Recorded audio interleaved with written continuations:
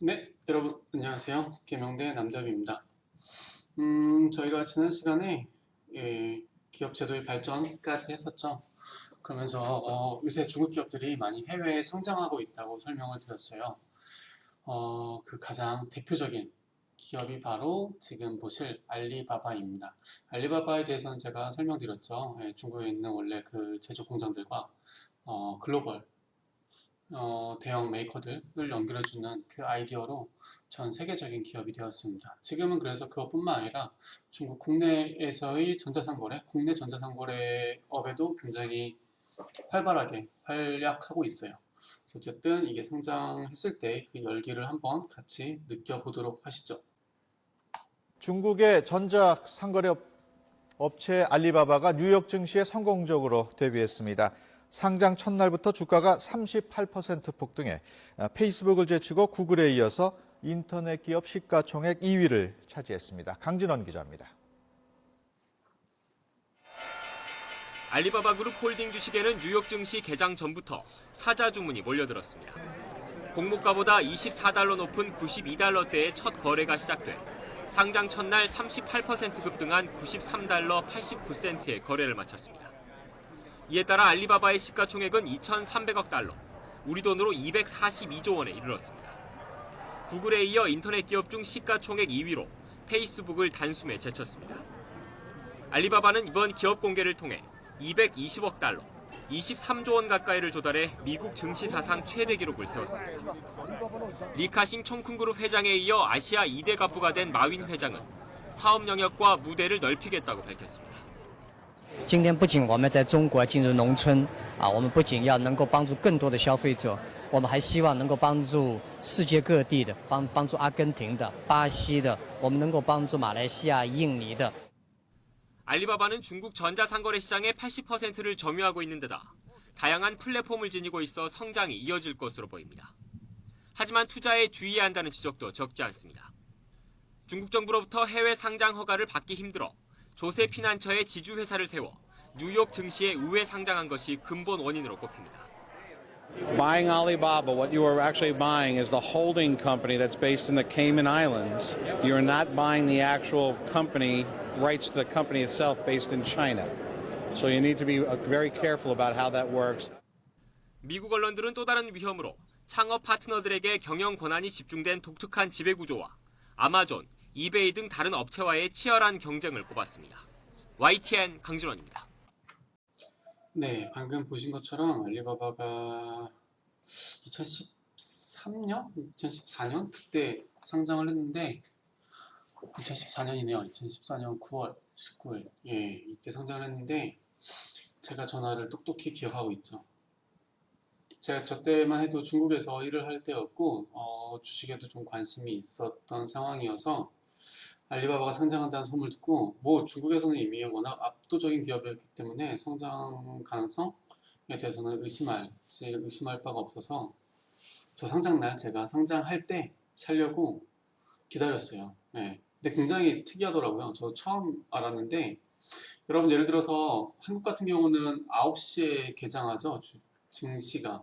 그러면 9시에 딱 들어가서 주식을 구매하면 될 것 같잖아요. 근데 저렇게 IPO, 처음에 기업 공개해서 처음 상장되는 날에는 9시에 딱 상장되지 않아요. 네.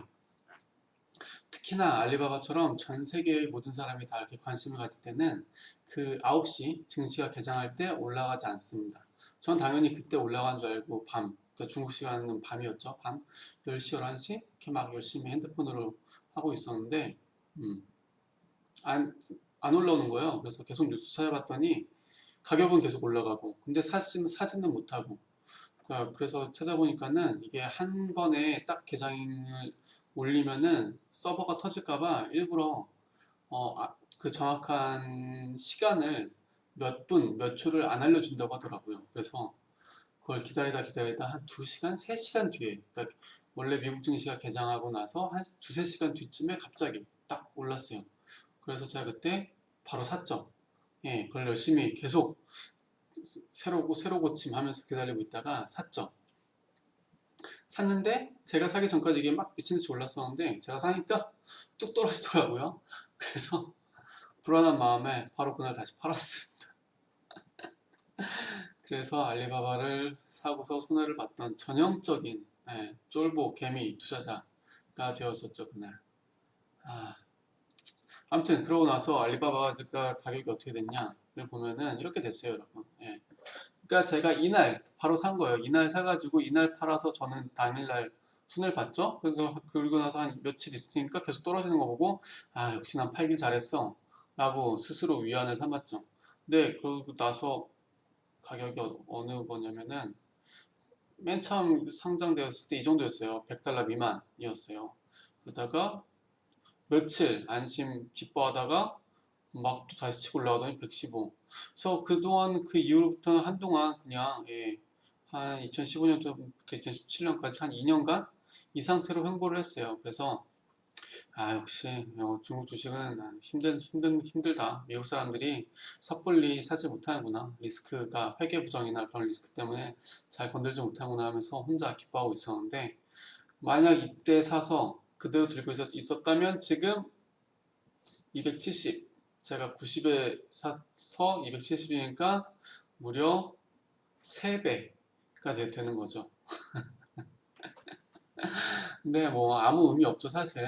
이렇게 생각하는 게 무슨 의미가 있겠어요. 제가 뭐 또 그 다음에 이때 사가지고 이때 팔았을지도 모르고 아니면 이때 사가지고 이때 팔았을지도 모르는 거고. 그러니까 아무튼 그래서 또 어쨌든 제가 드리고 싶은 이야기는 알리바바라는 기업이 있고 엄청난 기업이다. 시가총액이 지금 현재 시가총액이 얼마죠? 7,395조니까 한국 돈으로 약 800조 원 정도. 한국 GDP가 1,700조 원 정도니까 한국 GDP 한 절반 정도 하는 하나의 기업이 한국 GDP의 반 정도예요. 그러니까 어마어마한 기업으로 성장했다. 그리고 최근 코로나 때문에 그런 전자상 거래가 증가하면서 최근 주가가 더 빠르게, 굉장히 빠르게 급증한 상황을 볼 수 있습니다. 그래서 다시 한번 저희 결론은 절대로 주식 계좌를 만들지 마라. 여러분들 제가 정말 살이 되고 뼈가 되는 조언을 드리는데 주식 계좌를 만들지 마라. 시장을 이길 자신 있으면 만들어도 되는데 쉽지 않습니다. 자, 그래서 알리바바가 미국 증시에 상장한 이유는 당연히 돈을 벌려고, 돈을 모으려고, 그 돈을 모아서 그 돈으로 투자를 하려고 한 거죠. 그렇습니다. 저의 씁쓸한 실패담 한번 들었으니까 다시 수업을 하죠.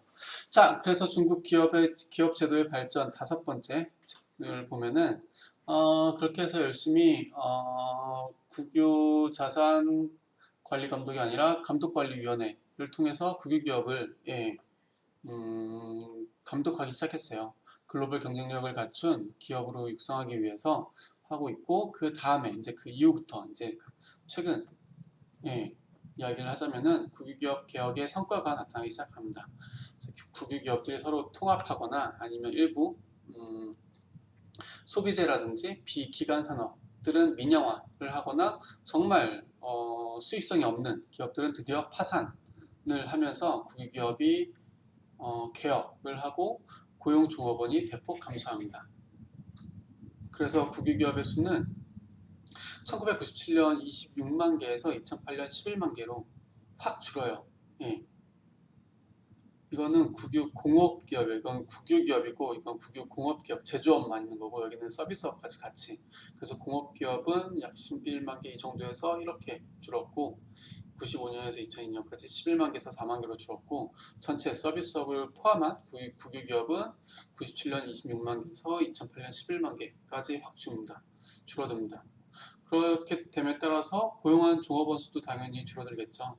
전체 도시 고용의 60%를 국유기업이 차지했다면 2007년에는 20%만 차지하고 있습니다. 그러면 어디가 상대적으로 늘었을까요? 당연히 민영기업의 비중이 증가했겠죠. 재무성과도 이에 따라서 좋아집니다. 생존 능력과 경쟁력이 향상되었다는 거죠. 국유기업의 자산수익률 ROA를 보면은 1998년 0.2에서 2007년 5%로 확 늘어요. 무려 몇 배죠? 5배, 50배. 맞죠? 50배 증가한 거죠. 예. 그 원인은 복지 비용에 대한 부담이 경감했다. 제가 설명드렸는지 모르겠는데 국유기업, 과거의 국유기업 같은 경우는 국유기업 안에 은행도 있고요, 학교도 있고요, 그리고 은퇴한 근로자에 대한 생활까지 다 책임져야 되는, 그러니까 일종의 계획경제 시스템화에서 만들어진 기업이기 때문에 그 안에서 모든 걸 다 복지 후생을 다 책임져야 되는 부담이 있었습니다. 하지만 민영기업은 그렇지 않죠. 그래서 이런 국유기업을 개혁하면서 복지 비용에 대한 부담이 확 줄어들었고, 그리고 이런 경쟁을 하면서 기업 경쟁력이 향상되고 국자위가 열심히 쫀다 그랬죠. 쪼기 위해서 국자위, 국유자산 감독관리위원회를 만들었다 그랬죠. 그래서 얘네가 압박을 하고 보조금, 정부에서 보조금 등을 지급하면서 이런 재무 성과가 좋아집니다. 하지만 2008년 세계금융위기를 맞으면서 이후 기존의 성과 중에서 일부가 퇴색해요. 그 거는 뒤에서 다시 설명할 텐데 그 전에 앞서 오늘 장에도 하나 경제학 관련된 용어를 하나 배우고 넘어가도록 하겠습니다. ROE가 무엇인지. 이거는 경제학은 아니고 경영학이죠. 경영학에서 중에서도 가장 핵심적인 회계학.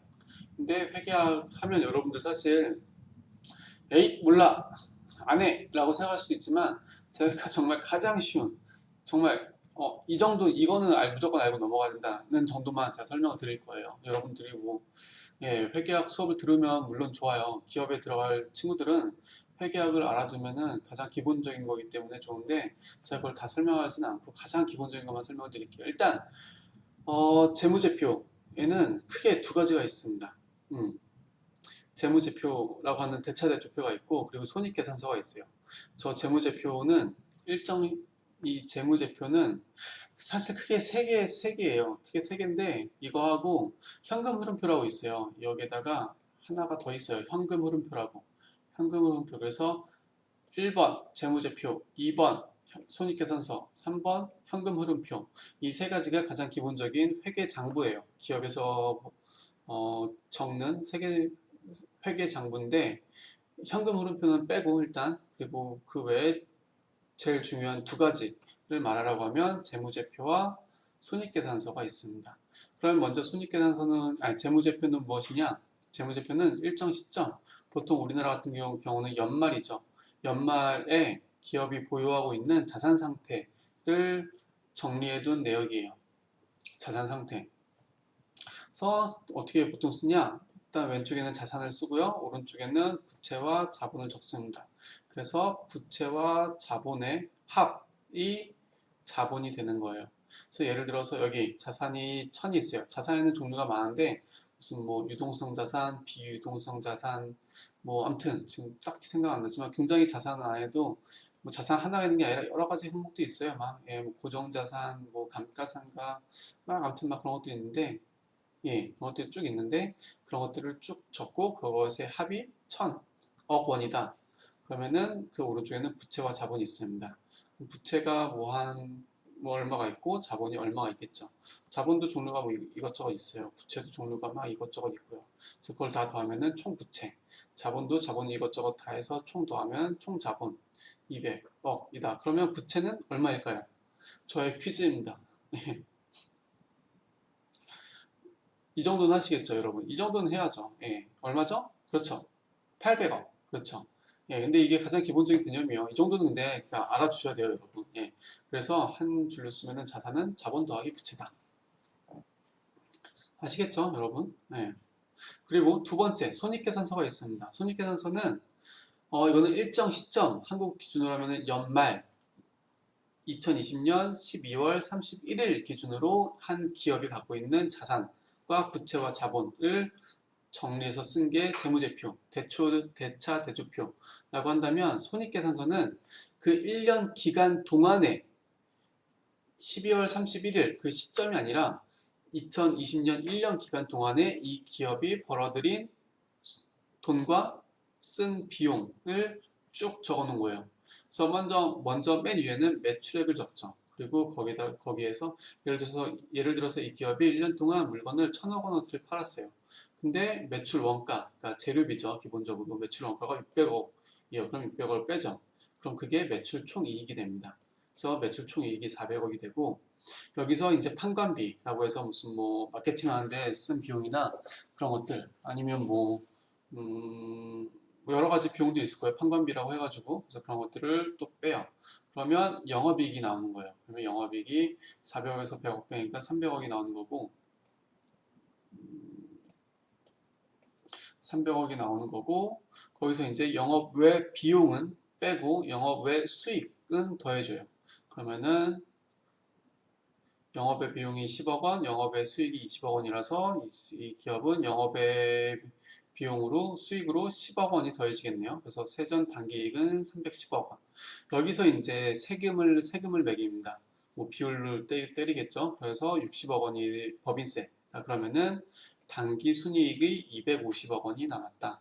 라고 해서 이렇게 적어주는 게 이게 바로 손익계산서예요. 그래서 한 기업이 회계장부를 쓸 땐 크게 세 개를 쓴다. 재무제표, 그러니까 대차대조표, 손익계산서, 현금흐름표. 네, 현금흐름표는 빼고 일단 제일 중요한 건 두 가지다. 대차대조표와 손익계산서. 그 중에서 대차대조표가 자산, 부채, 자본을 말하는 게 재무제표, 대차대조표고, 이렇게 매출액에서 빼나가서 단기순이익을까지 적어주는 게 손익계산서다 라고 하는 거예요. 그래서 근데 이게 다 연동되어 여러분. 나중에 단기순이익이 나오면은 이 250억이 이제 연말에 일로 자본으로 들어갑니다. 그러면은 이쪽에서 그 다음에 자본이 늘어나고, 그러면 그렇게 아무튼 이렇게 계산 다 연동되어 있는 건데, 여기서 질문은, 자, 그러면 이 상태에서 이 재무제표만을 보고 부채율이 얼마일까요를 계산을 해봐야 돼요, 여러분. 부채율이 얼마냐? 보통은 자산 대비 부채율이라고 해요. 그래서 여기 지금 800억이잖아요. 1000이고 200이고 800이니까, 그러면 부채율은 1000분의 800 해서 이 기업의 부채율은 80%라고 말을 하는 겁니다. 그럼 자산 수익률은 얼마일까요? 자산은 여기 있죠. 1000억 원. 그럼 수익은 이게 그럼 분모에 들어가는 거고, 분자에 뭐가 들어가냐? 바로 여기 이 단기 순이익이 들어가요. 그래서 이 기업의 ROA 자산 수익률은 1000분의 250 해서 얼마죠? 4분의 1, 25%가 되는 거예요. 엄청나게 높은 거예요. 자산 수익률 보통 이렇게 안 나와요. 자산 수익률 보통 5% 내외예요. 5% 내외. 그러면 자본 수익률은 뭐냐? 이거는 ROE라고 하는데, 이거 ROE가 뭐야? 냐면 Return of Asset이요. Asset이 자산이거든요. 그리고 이거는 Return of Earnings. ROE 자본. 아닌데? 이가 뭐였더라? 아무튼 여러분 잠시 그렇죠. Return of Equity요. Equity. 제가 깜빡했는데, 이거는 Return of Asset이고 Return of Equity. 그래서 자본 수익률. 그러면은 이 기업의 자본 수익률은 분모에 200이 들어가고 분자에 250이 들어갑니다. 그러면 얼마죠? 그러면 엄청나네요, 수치가. 아무튼 그거 계산하면 그게 바로 자본 수익률이 되는 거예요. 그렇게 계산한다. 그래서 한 기업의 수익성과 리스크, 위험도를 체크할 때 가장 기본적으로 보는 게 이 부채율과 ROA 또는 ROE예요. 그래서 그 정도는 여러분들 뭐 뉴스에서 그냥 굉장히 많이 나오는 시사, 가장 기본적인 회계학 관련된 용어들이니까 이 정도는 알고 넘어가셔야지 돼요. 제가 시험에 이 정도는 문제를 낼 수 있습니다, 여러분. 그리고 몇몇 학생들이 저한테 쪽지로 그 과거에 제가 냈던 연습 문제들 풀어서 답 맞냐고 물어보더라고요. 근데 지금 그런 학생들이 좀 많아가지고 제가 나중에 한 번에 몰아서 풀어 드릴게요, 여러분. 그때까지 조금만 참고 풀어 놓고 있으세요. 제가 한 번에 몰아서 한번 동영상으로 찍어서 풀이 과정 올리도록 하겠습니다. 아시겠죠? 자, 그럼 넘어가서, 자, 다음은 그래서 지금 현재 중국 국유기업의 현황과 위상에 대해서 살펴보겠습니다. 2013년 재무부 기준 국유기업은 총 15만 개 있대요. 여전히 많죠. 굉장히 많은데, 자산 총합은 16.8조 달러, GDP의 177%, 어마어마하게 많은 거죠. 전체 국유기업의 3분의 1은 중앙정부 산하예요. 그럼 3분의 2는 뭘까요? 지방정부 산하겠죠. 3분의 1이 중앙정부 산하니까 나머지 3분의 2는 지방정부가 관리하고 있다. 그래서 이런 자산 규모를 보면은 엄청나게 큽니다. 신흥국가의 2배 규모예요. 여기 보시면은 예, 국가별 국유기업 부문 규모예요. 자산 이거 GDP 대비인데 예, 국내 총생산 대비인데 자산이 중국 같은 경우는 국유기업이 국내 총생산 대비 145%, 매출은 26%, 인도는 75, 러시아 64, 48, 한국도 48%. 그러니까 중국이 압도적으로 국유 부문, 국유 기업의 비중이 매우 크다라는 걸 알 수 있죠, 여러분. 예. 그래서 중국이 아직까지는 완전한 그런 시장 경제라고 하기는 좀 어려움이 있어요. 이렇게 왜냐하면 국유 부문이 국유 기업이 차지하는 비중이 매우 크기 때문에. 그리고 여기서 보면은 국유기업 수와 자산 국내 총생산 대비 자산을 시계열로 놓은 건데 보다시피 이게 지금 진한 게 국유기업 자산 비중입니다. 보면은 97년도부터 국유기업 개혁하면서 이게 많이 줄었죠. 근데 그러다가 2008년 세계 금융위기를 맞고 나서 다시 이게 증가하기 시작하더라. 그래서 이게 요즘 문제예요. 그리고 기업 수도 계속 잘 감소하다가 세계 금융위기 맞고 나서 다시 증가하고 있어요. 그래서 최근에 이거를 국진 민퇴라고 하는데 뒤에 또 다시 나오니까 가서 다시 한번 설명하겠습니다. 그래서 여기 위에 보시면 2014년 포춘 선정 세계 매출 상위 500대 기업 중 92개가 중국 기업인데 이 92개 중에서 82개가 국유 기업이에요. 그러니까 중국에서 굉장히 글로벌적으로 규모를 갖춘 대형 기업들의 상당수가 국유기업이다. 그래서 국유기업을 줄이려고 국유기업을 개혁하려고 민영화하려고 중국 정부가 많이 노력을 하고 있지만 여전히 중국 경제, 중국 시장에서 국유기업이 차지하는 비중이 만만치 않다. 매우 높은 비중을 차지하고 있다라는 특징을 살펴볼 수 있습니다. 자, 그래서 지금 다시 한번 비슷한 통계를 좀 더 살펴보면은 2019년 기준 중국 기업 연합 매출 기준 500대 기업 중 국유기업이 무려 47%를 차지하고 있어요. 예. 2010년에는 325로 65%였는데 그때에 비해서는 또 좀 많이 감소했죠. 예. 그때에 비해서 500대 기업 기준으로 했을 때는 그 말인즉슨 대형 민영 기업의 수가 증가하고 있다는 뜻이에요. 앞에서 봤을 때는 국유기업 기업 수가 2010년에 비해서 2019년 최근 들어 좀 올라가고 있는 추세였잖아요. 하지만 이거 기업 수만 늘어나지 대형 국유기업은 그렇게 많이 늘어나지 않았다는 거예요. 상대적으로 민영 기업들이 많이 대형화됐다는 뜻이죠. 최근에 들어서. 예. 하지만 국유기업 자산 총액은 급증했어요. 왜냐하면 국유기업 수는 늘었잖아요. 수 자체는 늘었기 때문에 자산 총액은 급증해서 2019년 GDP의 1.9배를 차지하고 있습니다. 예, 그렇게 이거를 연결해서 해석하시면 돼요. 그래서 좀 보면은 2010년에 국유기업이 325개였는데 국유기업 수는 감소했어요. 하지만 자산 총액은 오히려 증가했죠. 예, 자산 총액은 거의 2배 가까이 증가했죠.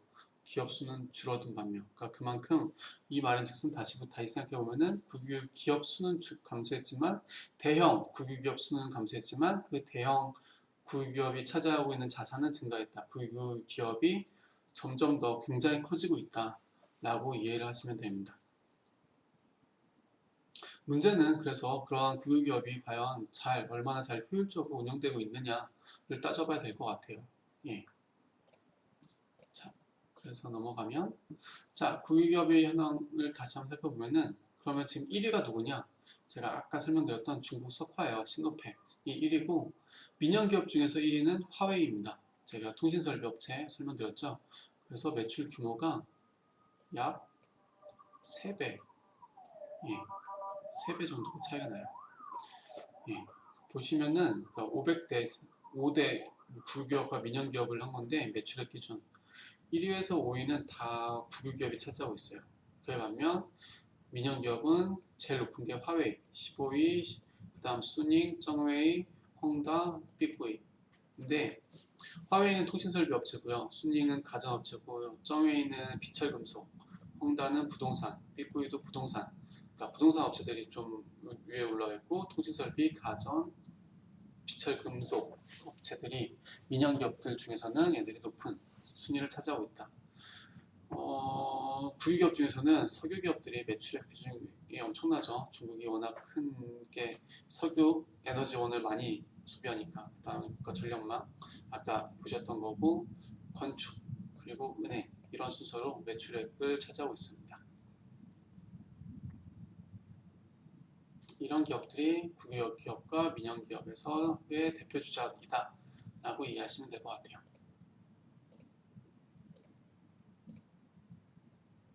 자, 다음은 그러면 이렇게 국유기업이 많이 증가하고 국유기업이 차지하는 비중이 오히려 요즘 증가하고 있는데 과연 얼마나 효율적으로 잘 운영되고 있느냐를 살펴보면 그렇게 낙관적이진 않아요, 여러분. 보면은 국유기업 그 규모와 시장 지배력에도 불구하고 국제 경쟁력이 부족하다는 비판이 많습니다. 왜냐하면 자국 시장의 정부 보호와 독점적 지위를 사실 잘 활용하고 있거든요. 예. 일단 비록 그 안에서 뭐 항공사 같은 경우는 3개의 국유기업으로 쪼개놨고 국가 전력망도 뭐 5개로 쪼개놨다고 하지만 아무래도 민간 시장에 비해서는 경쟁이 적은 게 사실이에요. 독점은 아닐지라도 과점 시장, 과점, 소수, 3-4개, 3개, 5개 정도의 기업이 하나의 시장을 점유하고 있는 거죠. 그런 과점 시장이기 때문에 경쟁이 부족하다. 그리고 또 한 가지 특징은 공산당이 국유기업 경영자들의 임명권을 보유하고 있습니다. 그래서 기업의 CEO, 국유기업 CEO의 1대 목표는 수익, 기업의 경영 수익이 아니라 본인의 승진이 본인이 가장 최대 목표일 수 있어요. 그래서 승진하기 위해서는 수익성보다는 자산의 크기를 늘려가는 게 오히려 더 뭔가 규모를 확대하는 게 본인의 승진에 더 유리할 수 있거든요. 그래서 이런 공산당이 CEO의 임명권을 보유하고 있는 것도 어떻게 보면은 국유기업의 효율성을 떨어뜨리는 주요 요인 중에 하나로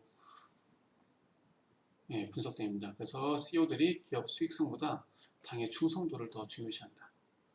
그래서 그 결과 2018년 국유기업의 자산수익률은 4.4%, 민영기업은 9%, 절반밖에 안 되죠. 자산수익률, 아까 봤던 ROA를 이야기합니다. ROA. 자본수익률은 자기자본수익률이라고 보통 이야기하는데 자기자본이 곧 자본이에요. 자기자본수익률은 ROE라고 한다고 했죠. 그래서 전체 부채에서도 국유기업의 비중이 압도적으로 높아요. 뒷페이지에 보실 건데 그 전에 먼저 자산수익률 보면은 이 위에 있는 게 민영기업이고요. 아래에 있는 게 국유기업입니다.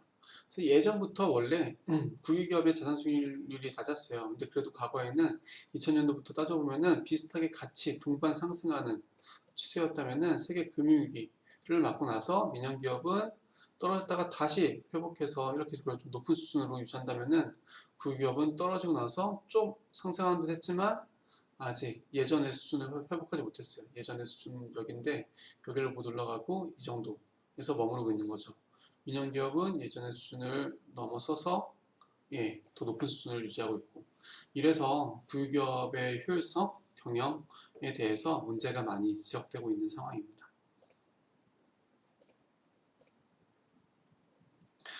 이거를 보시면 좋아요, 여러분. 이게 지금 금융자원을 사용하고 있는 양이에요. 국유기업이 파란색이고 민영기업이 빨간색인데 중국 금융시장에서 금융기관 대출, 즉 은행이죠.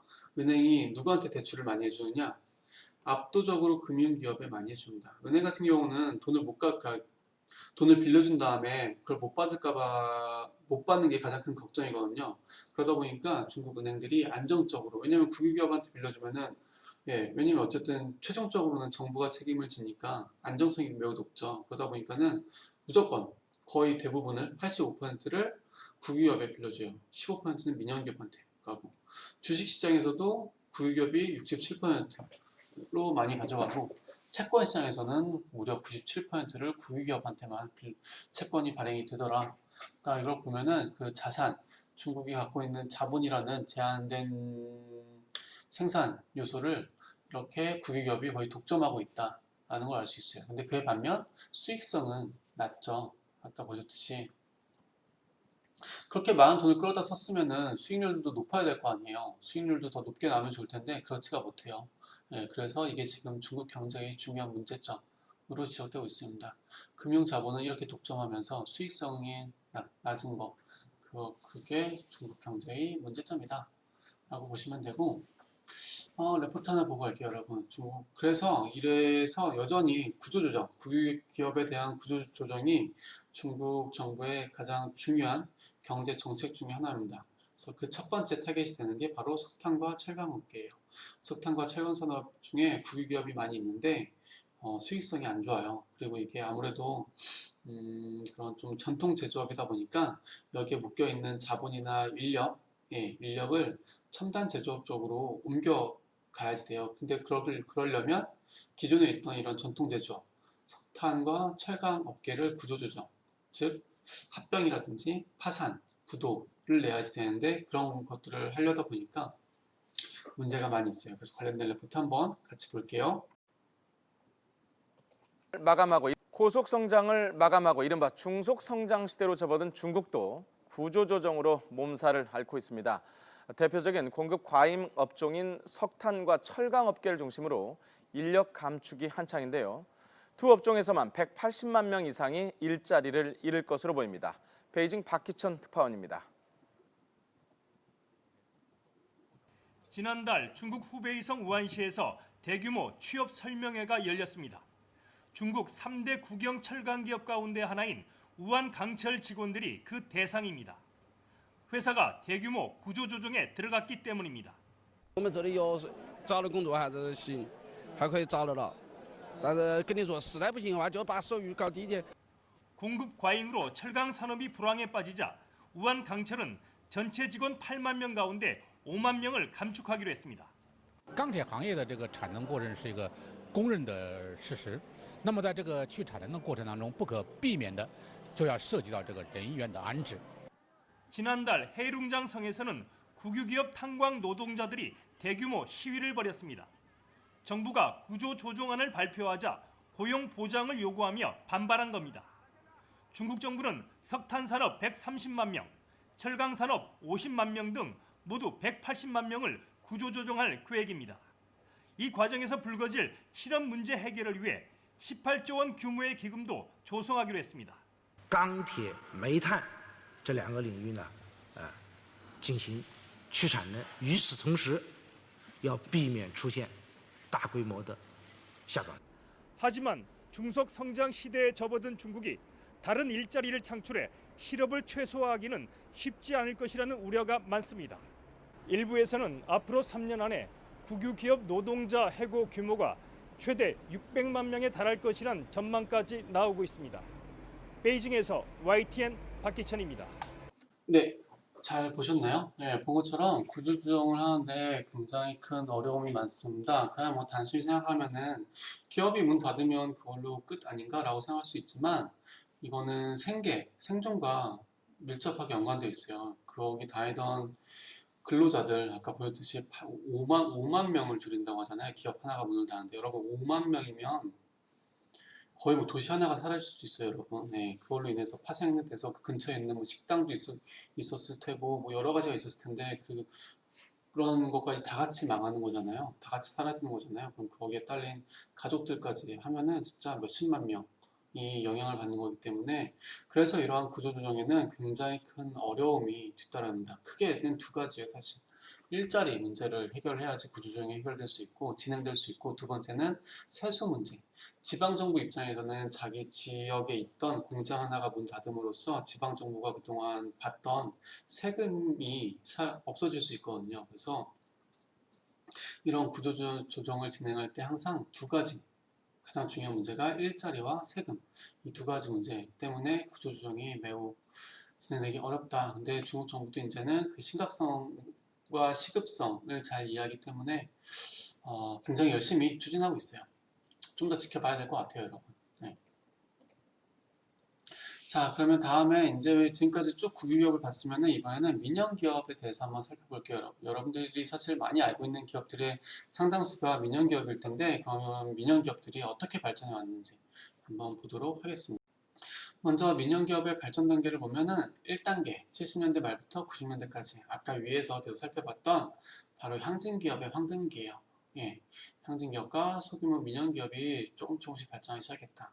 2단계면 이제 95년부터 해서 조대방송 회사법이 제정되고 그때부터 2008년까지 이때 국유기업 개혁이 본격화되었다고 했죠. 제가 아마 이 수업 시간에 이야기를 했을 텐데 주룽지 총리가 100개의 관을 준비해라. 99개는 저들의 것이고 마지막 한 개는 내가 들어가겠다 라는 그런 결연한 의지를 가지고 국유기업 개혁에 집중했던 시기입니다. 그때 민영기업의 역할이 본격적으로 증대했죠. 이 항진기업은 반민 반관이라고 했잖아요. 반은 국영기업, 반은 민영기업의 성격을 가진 거였다면은 이때 2단계에는 민영기업의 역할이 100% 순수 민영기업의 역할이 증대하기 시작했다. 그래서 OECD 발표 자료를 보면은 1998년에서 2003년 사이에 부가가치 중 민영기업의 비중이 15%에서 33%로 급증했다. 그리고 개혁개방 이후 30년간 민간기업 비중이 0에서 3분의 1로 확대되었다고 합니다. 자, 그래서 이제 세계 금융위기를 맞고 제3단계로 넘어오면은 이때는 민영기업의 비중이 쭉 올라갔다면은 이 세계 금융위기 이후에는 다시 국진민퇴라고 해서 국유기업이 전진하고 민영기업은 물러나는, 국유기업이 전진하고 민영기업이 퇴보하는 그런 시대로 다시 넘어옵니다. 원래 정부 정책 방향은 이때도 사실 계속 민영기업을 중요시하겠다는 정부 정책 방향을 썼어요. 근데 세계 금융위기로 중국의 경제성장률이 하락하자 그거를 방어하기 위해서 중국 정부가 보조금 등과 같은 경기 부양 정책을 사용하는데, 그런 경기 부양 정책의 상당한 자금이 아무래도 정부 정책이다 보니까는 국유기업에 많이 들어갔어요. 그 돈들이. 그러다 보니까 자연스럽게 정부 정책과는 반대로 국유기업이 전진하는 그런 양상을 띠게 됩니다. 그러니까 정부 정책에 반하는 거죠. 그러니까 정부 정책은 원래 민영기업을 키우자고 하는 건데, 국유기업을 구조조정하고 민영기업을 키우자고 하는 정부 정책을 슬로건을 내세웠지만 실질적으로는, 왜냐하면 경제가 어렵다 보니까 경기 부양 정책을 사용하게 되고, 그러다 보니까 이 경기 부양 자금이 국유기업에 꽂히게 되는 거죠. 그러면서 국유기업이 정부 정책과 반해서 국유기업이 성장하고 있다. 최근까지. 그런 이야기예요. 근데 국진민퇴라고 해서 아까 보셨듯이 그래서 자산에서 차지하는 비중이라든지 500대 기업에서 국유기업이 차지하는 국유기업의 개수 그런 거에서는 국유기업이 그래서 오히려 최근 들어서 증가했는데, 그렇다고 해서 민영기업이 후퇴했냐? 그거는 아니에요. 그래도 그런 와중에 국진민퇴 와중에서도 민영기업은 지속 성장하고 있습니다. 그거를 어떻게 알 수 있냐? 보면은 2000년, 2005년, 2010년, 2013년이죠. 그래서 이 사이를 보면 되는데, 이 사이에서도 민영기업이 차지하고 있는 비중을 보면은 수출에서 원래 민영기업이 31%에서 42%로 들었고, 도시 고용에서도 조금 증가했습니다. 등록기업 수도 증가하고. 그래서 이런 것들을 보면은 지금 최근에 중국 경제를 설명할 때 국진민퇴라는 용어를 많이 사용하지만, 실제로 그 안에 자세한 내용을 보면은 국유기업이 활약하고 있는 건, 비중이 자산이 증가하고 있는 건 맞지만 그 안에서도 알짜배기는 민영기업의 성장도 지속되고 있다라는 특징을 꼭 알아주셔야지 돼요, 여러분. 네. 자, 그래서 민영기업의 중요성에 대해서 다시 한번 보면은 최근 중국 성장률이 저하하는 것은 국유기업의 효율성의 저하가 주요 원인이에요. 민영기업의 원인이 아니라. 그래서 그만큼 민영기업이 중요하다는 반증인데, 세계 금융위기 이후 국유기업의 자산 수익률이 저하되었습니다. 아까 그 그래프 보셨죠? 민영기업은 다시 뚫고 올라갔지만 국유기업은 그 전고점을 못 넘고, 자산 수익률이 전고점을 못 넘고 낮게 유지되고 있잖아요. 그래서 회복되지 못했다. 그리고 소비재에 집중한 민영기업이 중국 중산층의 증가와 함께 재무성과도 같이 향상하고 있다. 제가 지난주에 중국의 소비층의 부상 해가지고 소비가 굉장히 빠르게 성장하고 있다고 말씀드렸잖아요. 근데 그 주요 원인이 중산층이라고 이야기하는데, 그 중국의 중산층이 증가하면서 소비가 증가하고, 이 소비를 담당하고 있는 민영기업이 그래서 같이 성장할 수 있었다. 민영기업이 성장할 수 있었다라고 설명을 드리고, 그에 반면 중화 건설에 집중하고 있는 국유기업은 투자 수익률이 아직까지는 낮은 것이 사실입니다. 그래서 이러한 것을 타개하고자 중국 정부가 새롭게 내놓은 정책이 있어요. 바로 혼합소유제입니다. 2014년 발표해서 현재까지도 계속 추진하고 있는 건데, 뭐냐면은 민영화예요. 민영화인데 완전한 민영화는 아니고, 여기 보면은 말 그대로 혼합소유제잖아요. 그러니까 반민 반영 하겠다는 거예요. 반민 반영. 아니죠. 어쨌든 반은, 그러니까 100% 지분이 100% 있다면은 그 중에 절반 정도는 국유기업이 그대로 보유하고 있고, 나머지 절반을 민영화 하겠다는 뜻이에요. 그래서 예, 소유제를 혼합하겠다라고 하는 거죠. 그래서 근데 문제는 이렇게 이걸 해가지고 지방 정부한테 구조조정, 국유기업의 민영화를 더 가속화해라 라고 했는데 지방 정부가 그렇겠죠. 자기가 갖고 있는 기업이 10개 있어요. 그러면 이 중앙정부에서 명령을 내렸으니까 그걸 따라야겠는데 어느 기업을 먼저 민영화시킬까요? 지방정부 입장에서는 수익성이 안 좋은 기업들, 별로 갖고 있어도 도움이 안 될 것 같은 기업들을 먼저 민영화시키겠죠. 그러면 민간 입장에서는 이러한 기업들에 투자를 하고 싶을까요? 아니에요. 예. 민간인들도 당연히 알죠. 수익성이 좋은 기업들에 당연히 투자하고 싶겠죠. 그러다 보니까 여기서 괴리가 발생하고 그래서 중앙정부에서는 혼합소유제를 하라고 시키는데 지방정부에서는 자꾸 쓸데없는 국유기업들만 민영화시키려고 하니까 잘 시행이 안 되고 있는 그런 상황입니다. 자, 여기서 하나가 또 나오네요. 이것도 자기자본 이익률을 비교한 건데 민간 기업은 25%를 뚫고 간 반면 국유기업은 11% 정도밖에 안 돼요. 여기서 말하는 자기자본 이익률이 뭐냐? 라고 물어본다면 아까 위에서 제가 알려드렸던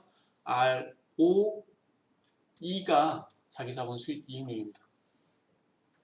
그러니까 이런 식으로 많이 나와요, 여러분. 네, 그러니까 이번 기회에 자산 수익률과 자본 수익률에 대해서는 알아두고 넘어가면 좋을 것 같아요. 네. 자, 그래서 중국 주요 기업 순위를 보면은 뭐 대략 다 한 것 같은데 넘어갈게요, 여러분. 네, 한번 보세요. 어떤 기업들이 이게 주요 민영기업인데 이게 민영기업 순위인데 어떤 기업들이 높은 순위에 있는지 어떤 업종의 기업들이 있는지 한번 보고 넘어가시면 될 것 같아요. 그냥 시사 용어로 베트와 팡에 대해서 베트와 팡이 뭔지 아시나요, 여러분? 팡 들어보셨어요? 팡? 뭐죠? 그렇죠. 예. 팡은 미국을 상징하는 4개 IT 기업을 팡이라고 합니다. 맞춰볼까요? F가 뭘까요? 페이스북, A는 아마존, N은 뭘까요? 넷플릭스? 뭐죠? 갑자기 생각이 안 나네. G는 구글이죠. 네. N 여러분들 찾아보세요. 저 지금 갑자기 생각이 안 나는데 요새는 근데 FAANG라고 해요. AA가 뭐냐? AA가 뭐냐? 하나의 A는 아마존이고 나머지 하나의 A는 애플을 이야기합니다. 그렇게 하고 그러면 이게 미국이라면은 중국의 배트는 뭘까요? 중국의 배트는 맞춰보세요, 여러분. B가 뭘까요? B. 그렇죠. 다들 아시죠? 이 정도는 여러분들 당연히 알 거라고 저는 굳게 믿습니다. 여러분들 수준을 저는 당연히 알 거라고. 뱃의 B는 바이두 겠죠? A는 제가 계속 설명드렸던 알리바바. T는 뭘까요? T. 텐센트. 그래서 그 세 개를 중국을 상징하는 IT 기업이라고 해서 뱃이라고 많이 이야기를 해요. 그래서 뉴스에 굉장히 많이 나와요, 여러분. 그래서 이번 기회에 시사, 상식으로 알아두시기 바랍니다. 자, 그러면 이번 시간 수업을 정리해 보도록 할게요, 여러분. 종합해 보면은 중국의 국유기업과 민영기업 구분하기. 윗부분에 쭉 설명했죠, 여러분. 국유기업은 국가가 운영하는 거고 민영기업은 민간이 운영하는 건데 기본적으로는 국유기업의 자산이 크지만 민영기업의 효율성이 더 좋다. 그래서 중국 경제 성장은 민영기업이 이끌어가고 중국의 자산이나 중국의 경제에서 차지하는 비중은 국영기업이 더 높다. 그렇게 이해하시면 좋다고 했어요. 두 번째, 중국 기업제도와 기업 집단의 발전 과정. 윗부분 다시 한번 살펴보세요, 여러분. 제가 지금 좀 기운이 없네요. 윗부분 좀 보시기 바랍니다. 이게 너무 길어가지고 어떻게 요약해서 설명해야 될지 모르겠네요. 지금. 그리고 중국 국유기업의 위상은 설명드렸듯이 위상은 굉장히 높아요.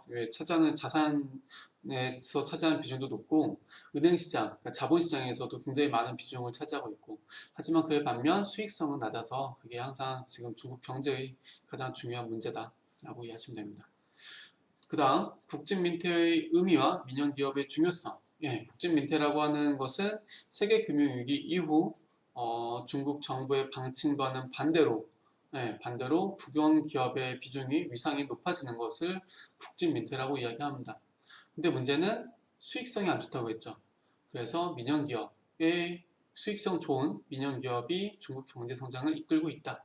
그래서 매우 민영기업의 혁신과 시장 위상 제고가 매우 중요하다라고 설명드렸어요. 중국의 주요 기업은 제가 처음에 지난 시간에서 몇 개 설명드렸죠. 시노펙, 공상은행, 화웨이, 텐센트 등등등, 알리바바 등과 같은 기업들에 대해서 제가 그냥 가볍게 소개해드렸습니다. 자, 그러면 오늘 수업은 여기까지 마치도록 하겠습니다. 여러분 모두 수고하셨고요. 다음 주에 다시 보도록 하겠습니다. 여러분 수고하셨습니다.